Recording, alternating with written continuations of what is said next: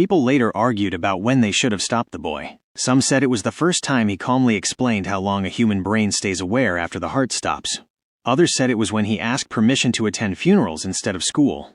But most agreed, far too late, that the moment they should have been afraid was when the boy stopped fearing death entirely. Because in 1886, in a quiet American town that believed itself civilized and God-fearing, a child began studying death the way other boys studied insects. And death noticed. The boy's name was Edwin Calder. He was 12 years old when the town of Ashbury, Massachusetts began whispering about him. Ashbury was the kind of place where secrets lasted generations and strangers were remembered longer than sins. It had one church, one cemetery, one physician, and more graves than living souls. Edwin lived at the edge of town in a narrow house that smelled of old books, ink, and something faintly chemical. His father, Henry Calder, had been a medical assistant during the war and returned quieter, thinner, and obsessed with anatomy. His mother died when Edwin was 6, officially of fever, though no one ever forgot how quickly her body had been buried. Edwin never cried at the funeral. He stood close to the coffin, watching. Why do they nail it shut so fast, he asked. No one answered. From that day on, Edwin treated death not as an ending, but as a problem waiting to be solved. The first notebook was discovered years later. Its pages were neat, methodical, almost gentle. No childish drawings. No fantasies. Just observations. Day 3 after burial. Body temperature unknown. Soil damp. Coffin depth approximately 6 feet. Question: if consciousness persists briefly after death, what does it experience first? Silence? Pressure? Darkness? The handwriting belonged to a boy. The questions did not. Edwin attended school, but he rarely spoke unless corrected, and when he did, teachers regretted it. During a lesson on biology, he raised his hand. If a person dies slowly, he asked, do they know the exact moment they stop being alive? The classroom went still. The teacher told him not to ask such things. Edwin nodded. He wrote the answer down anyway. By autumn of 1886, Edwin had memorized the cemetery. Not names, details. Which graves sank fastest. Which soil stayed soft longest. Which headstones were newer than the death dates suggested. The groundskeeper, an old man named Walter Pierce, noticed the boy kneeling near fresh graves taking notes. You shouldn't be here so often, Walter warned him. Edwin looked up calmly. I'm not here for them, he said. I'm here for what happens after. Walter laughed nervously. He stopped laughing the night Edwin told him where his wife's wedding ring had been buried. Animals began turning up dead around Ashbury. Cats, birds. A dog. The bodies showed no wounds, no blood, no signs of struggle. Their eyes were always closed, their mouths slightly open, as if surprised. When questioned, Edwin never denied involvement. I needed to measure time, he said. They don't suffer like we do. The town physician, Dr. Alcott, examined one of the animals and found something that chilled him. The lungs were partially inflated. The animal had stopped breathing and then started again. Briefly, Dr. Alcott burned his notes that night. Edwin's father noticed changes too. The boy slept less, ate little, spoke often to empty rooms. When asked who he was talking to, Edwin answered honestly, people who haven't finished dying. One evening, Henry Calder found Edwin standing over his mother's grave in the rain. I think she woke up, Edwin said. Henry grabbed his son's shoulders, shaking him. She's dead, he snapped. She's been dead for years. Edwin looked confused. Then why did she answer me? Henry stopped visiting the cemetery after that. Edwin did not. The real trouble began with Clara Whitmore. She was 17, newly engaged, and died suddenly in her sleep. The town mourned loudly. The coffin was closed quickly. Too quickly. Edwin attended the funeral, uninvited. He stood closer than anyone else. When the minister spoke of peaceful rest, Edwin whispered, "That's not true." Several people heard him. No one corrected him. That night, Edwin wrote furiously in his notebook, hands shaking with excitement. Confirmed. Heartbeat ceased, but brain activity likely persisted. Confirmed. Awareness possible. Confirmed. Death is not a moment. It is a process. 2 nights later, Clara Whitmore's grave was found disturbed. The coffin lid was still sealed, but from inside the wood, something had scratched. The town council met in private. They spoke of trespassing, of grave robbing, of disturbing behavior. No one said what they were really afraid of, because too many people had begun having the same dream. They stood in darkness, unable to move, unable to scream, and a boy's voice calmly explained what was happening to them. Edwin was summoned to Dr. Alcott's office. The doctor tried kindness first. You think too much about death, he said gently. That isn't healthy. Edwin smiled faintly. That's because no one else is measuring it correctly. Dr. Alcott asked him what he meant. Edwin leaned forward. Did you know, he said, that some people remain aware for several minutes after burial? That their fear changes form? That after panic comes clarity? The doctor's hands began to tremble. How do you know that? He asked. Edwin hesitated, then answered. Because they told me. That was the day Dr. Alcott recommended Edwin be sent away. But Ashbury would never be rid of him, because Edwin Calder was no longer studying death from the outside. He was conducting experiments, and the dead were beginning to participate. This was only the beginning. The winter after Clara Whitmore's burial arrived early, and with it came a silence that felt watched. Snow covered Ashbury's cemetery, smoothing the ground until the graves looked untouched, innocent. But Edwin Calder knew better. Snow preserved things. It recorded movement. It remembered. He began visiting at night, not to dig, never to dig. Edwin believed disturbance altered results. Instead, he listened. He lay flat against the frozen earth, ear pressed to the soil, counting seconds between sounds that no one else could hear. Breath did not always come from lungs. Sometimes it came from pressure, from trapped air, from panic, and sometimes from something else. Edwin's second notebook was darker. The handwriting tightened. The margins filled with corrections. Observation. Fear delays acceptance. Observation. Acceptance changes perception. Observation. Some subjects stop fearing before biological death completes. Question. If fear ends, what remains? He did not write the answer. He did not need to.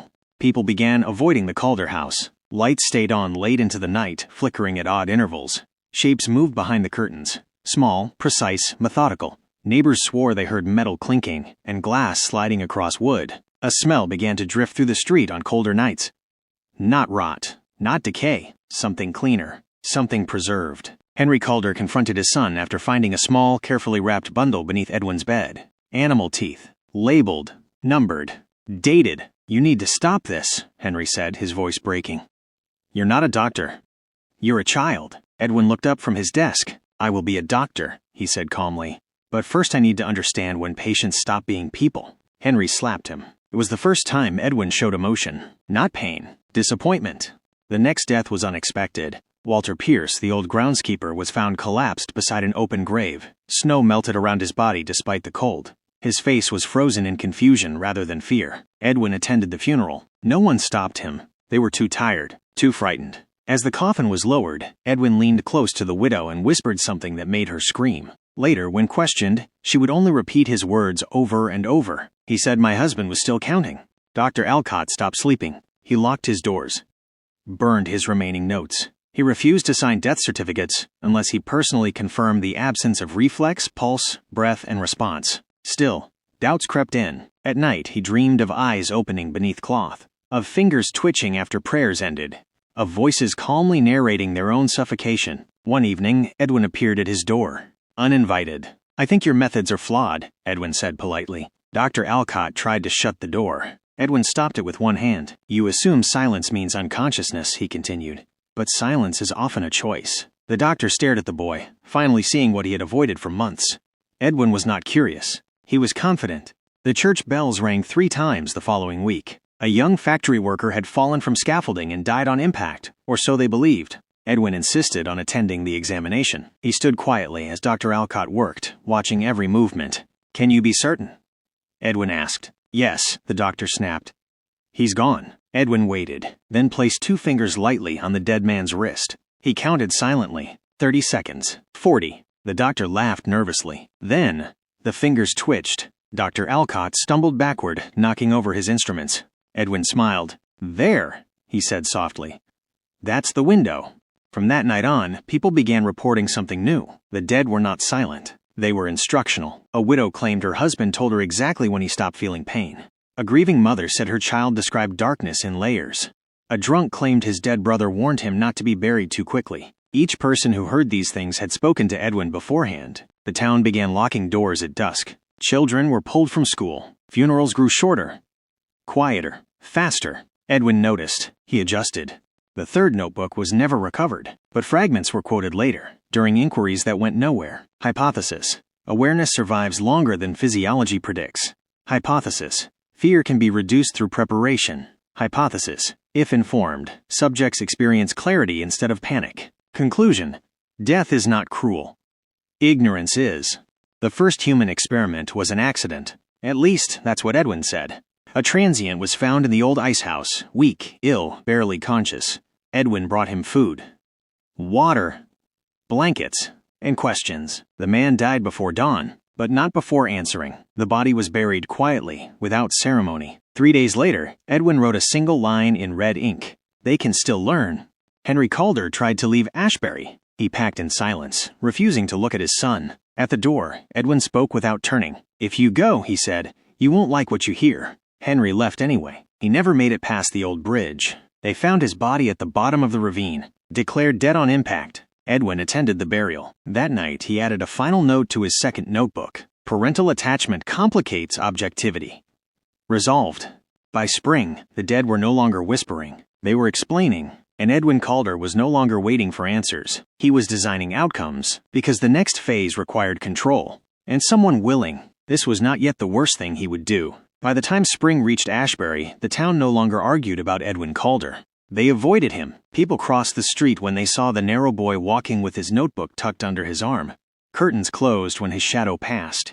Conversations stopped mid-sentence. Even the church bells seemed reluctant to ring when he was near, because Edwin had stopped asking questions. He was verifying conclusions.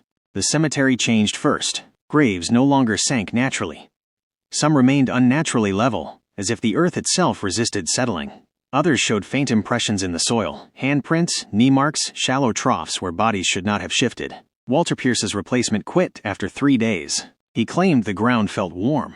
Edwin began keeping time. He borrowed a pocket watch from Dr. Alcott's office during one of his uninvited visits. The doctor noticed it missing, but did not report it. He had begun avoiding attention of any kind. At night, Edwin sat beside fresh graves, watch pressed to his ear, counting. He spoke softly while he waited. Not prayers. Instructions. Breathe slowly. Don't waste energy on panic. Focus inward. The pressure will fade. Sometimes he nodded, satisfied. Sometimes he frowned and made corrections in his notebook. The town's next tragedy was Mrs. Eleanor Price, a midwife who had delivered half of Ashbury's children. She collapsed in her kitchen and was declared dead within the hour. Edwin arrived before the body cooled. He knelt beside her, touching her wrist with professional calm. "Don't rush," he whispered. "You're still thinking." Her eyelids fluttered. Only Edwin noticed. At the funeral, her coffin was sealed with unusual urgency. That night, the Price family heard knocking from beneath the floor of the church. 3 slow taps. Repeated. They opened the coffin. Mrs. Price was dead, but her fingernails were broken. Edwin wrote for hours afterward. Dr. Alcott finally snapped. He confronted Edwin publicly, in front of the town council, his voice shaking with fury and fear. "You are influencing people at the moment of death," he accused. "You're planting ideas where there should be none." Edwin did not deny it. "I'm reducing suffering," he replied calmly. "I'm explaining the process." The council demanded to know what he meant. Edwin opened his notebook. "Death isn't sudden," he said. "It's layered." Sensation fades unevenly. The mind remains aware longer than the body allows expression. He paused. "The worst pain occurs when awareness outlasts understanding."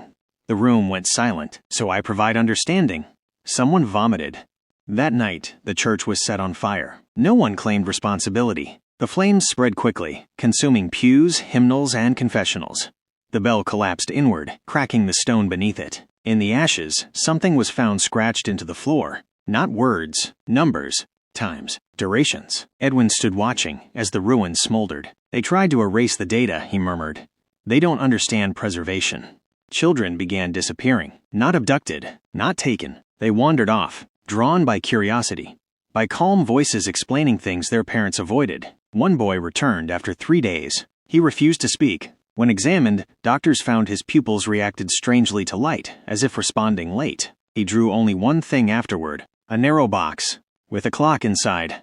Edwin's 4th notebook was thinner, more decisive. Subjects respond positively to preparation. Resistance decreases with familiarity. Control improves outcomes. Then, written larger than the rest, fear is a variable. Variables can be removed. The town attempted to intervene. A constable was sent to escort Edwin to a neighboring city for evaluation. Edwin went willingly. He brought his notebook. They never reached the station. The horse stopped moving halfway across the marsh road. The constable dismounted to check its legs. Behind him, Edwin spoke softly. "You should listen now," he said.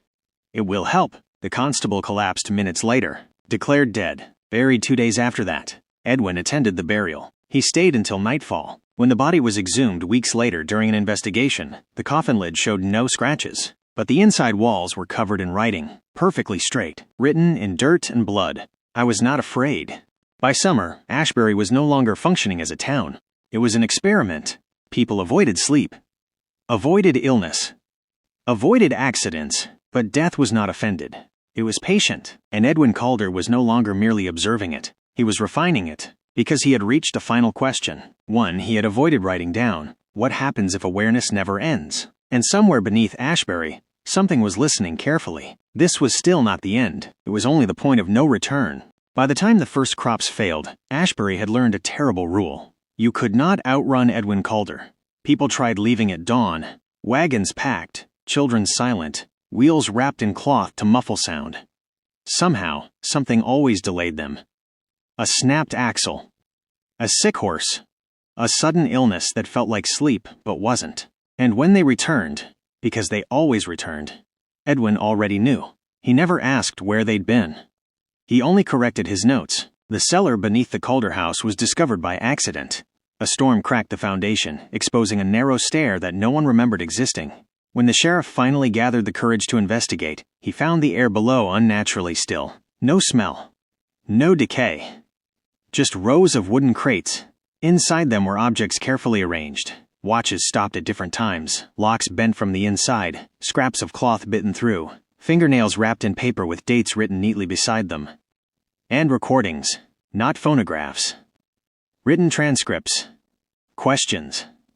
Answers. Durations. The sheriff vomited when he realized the handwriting changed midway through some of the entries, becoming shakier, slower, yet still precise.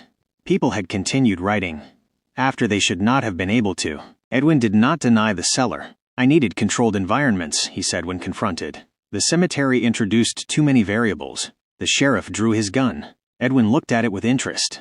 Fear accelerates failure, he said. You should breathe slower. The gun discharged into the ceiling. No one remembered pulling the trigger. The town doctor from Millridge arrived 2 days later, summoned by anonymous letter. He was younger, confident, educated. He laughed when he heard the stories. Until he examined the notebooks.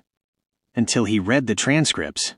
Until he noticed the same phrases appearing across different subjects, separated by months. Pressure increases here. Sound disappears first. Thought remains. You're conditioning them, the doctor whispered. You're shaping their experience. Edwin nodded. Experience shapes memory, he replied. Memory shapes awareness. The doctor backed away. What are you trying to create? Edwin finally hesitated. Continuity. That night, something changed. The dead stopped answering. People reported silence again, but not peace. A heavy silence, as if something was holding its breath. Edwin noticed immediately. He returned to the cellar and opened a crate that had not been touched in weeks. Inside was a young woman from a neighboring town, declared dead after exposure. He placed his fingers against her throat. Waited, counted. Nothing. For the first time, Edwin frowned. You're not listening, he said softly. Her eyes opened, not reflexively. Deliberately. She did not breathe. She did not blink. But she spoke. We are full. The doctor fled before dawn. They found his wagon overturned miles away. No body, only his journal, open to a single frantic page. They are stacking consciousness. They are compressing it. Awareness without release becomes density. Below it, written in a different hand, density improves stability. Edwin began isolating himself. The cellar door stayed locked. Lights burned day and night. No one saw him eat. No one heard him sleep. But they heard voices beneath the ground now. Not knocking, not scratching. Talking. Overlapping. Practiced. Calm. The final entry in Edwin's last known notebook was brief. Threshold achieved. Nothing followed. When the fire came, it did not spread naturally.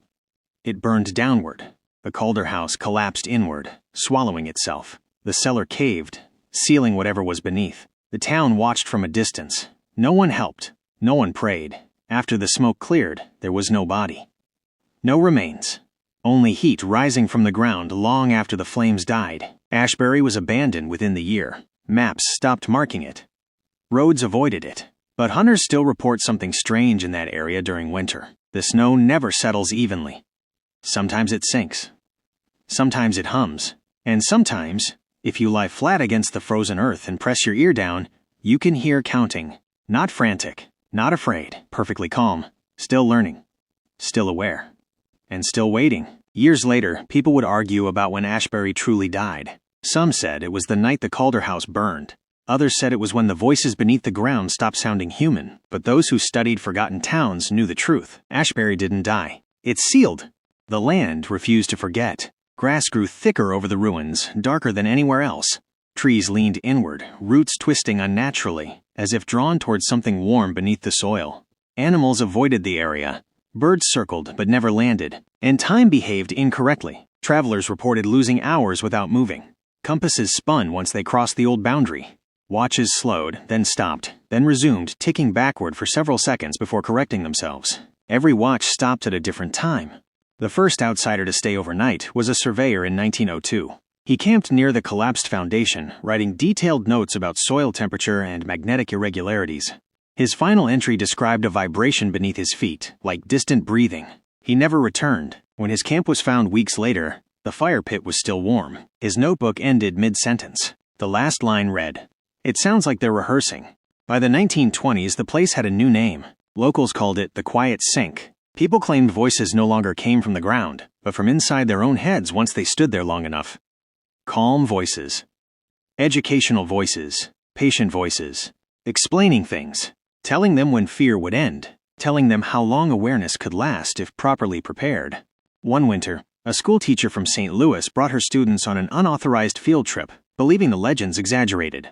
She wanted to prove fear was inherited, not learned. The children stood in silence for nearly an hour. Then, one boy raised his hand. "Is it normal," he asked politely, "to feel heavier on the inside?" The teacher felt it too. They left immediately. That night, every child in that class dreamed the same dream. A narrow room, a clock without hands, a boy's voice correcting their breathing.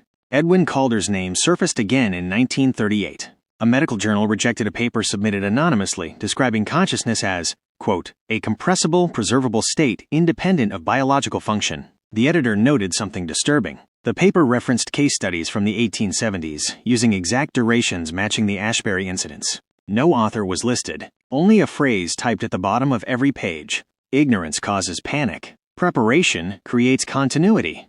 During the war years, soldiers passing near the region reported something stranger. At night they heard counting in unison beneath the ground. Not loud, measured, disciplined, as if thousands of minds were sharing one rhythm. Morale officers dismissed it as stress, until men began waking, unable to feel fear. They followed orders too well, too calmly. In 1956, a drilling company attempted to excavate near the ruins. The drill reached 30 feet before seizing. The crew reported resistance, not mechanical, but elastic, like drilling into something that pushed back. When they pulled the bit free, it was warm. Etched into the metal were marks resembling handwriting. None of the crew stayed. The project was quietly abandoned. The land agency sealed the area permanently. No signs, no fences, just absence. But absence attracts curiosity, and curiosity was always Edwin Calder's most successful variable. The final confirmed incident occurred in 1971. A pair of college students trespassed onto the site as part of a folklore study. They recorded audio overnight. Only one tape survived. Most of it was static, until the last 3 minutes. A calm voice spoke clearly, without strain, without breath, not whispering, teaching. You will feel pressure first. Do not resist it. Resistance wastes time. Focus inward. Fear is inefficient. Then another voice joined. Then another. Hundreds. Perfectly synchronized. Ending with a sentence spoken by all of them at once. We are stable now. The students were never found. The tape was classified. What lies beneath Ashbury is not a mass grave. It is not a curse. It is not a haunting. It is a system, a compressed archive of awareness, stacked, preserved, rehearsed, guided by a boy who treated death as a solvable equation. Edwin Calder did not disappear in the fire. He went where his work required him to be, inside the result. And the result is still there, patient, listening, waiting for the next variable to approach and ask the wrong question. Because once you understand what's happening beneath that ground, you don't panic. You prepare. Nothing ever officially closed the Ashbury case. There was no final report, no signed conclusion, no declaration that the danger had passed, because every attempt to define what happened there failed at the same point. Death was no longer the ending. In the decades that followed, patterns began to emerge far from Ashbury. Hospitals reported patients who should have been unconscious calmly explaining their own vital decline. Hospice nurses heard synchronized breathing instructions whispered in rooms where no one else stood. Morticians found notes written inside sealed body bags, short, orderly sentences about time, pressure, and clarity. None of the handwriting matched, but the phrasing did. One neurologist in 1989 noticed something impossible. Patients who had briefly flatlined and been revived showed identical neural patterns in regions associated with long-term memory, despite having no shared experiences. When asked what they remembered, they all said some version of the same thing. "A boy taught me how not to be afraid." The land where Ashbury once stood remains unmarked. Satellites avoid clean imaging of the area due to persistent thermal distortion. Weather patterns bend subtly around it. Snow still refuses to settle evenly. And the ground still stays warm, not hot, alive warm. Locals know better than to linger, but sometimes hikers stop without realizing why. Sometimes curiosity slows their steps. Sometimes silence feels instructive rather than empty. And if they stay long enough, they report the same sensation. A pressure, not painful, behind the eyes. A calming certainty. A voice that does not rush. The voice never threatens. It never commands. It explains. It tells you when panic will stop. It tells you how long awareness can last. It tells you that fear was never necessary. And if you listen carefully, you can hear others listening too. Thousands of them, breathing in rhythm, counting together, stable. Edwin Calder was never arrested. Never buried. Never proven to exist beyond fragments and consequences. But his work continues without him, or perhaps through him, because systems don't need creators once they reach equilibrium. They only need participants.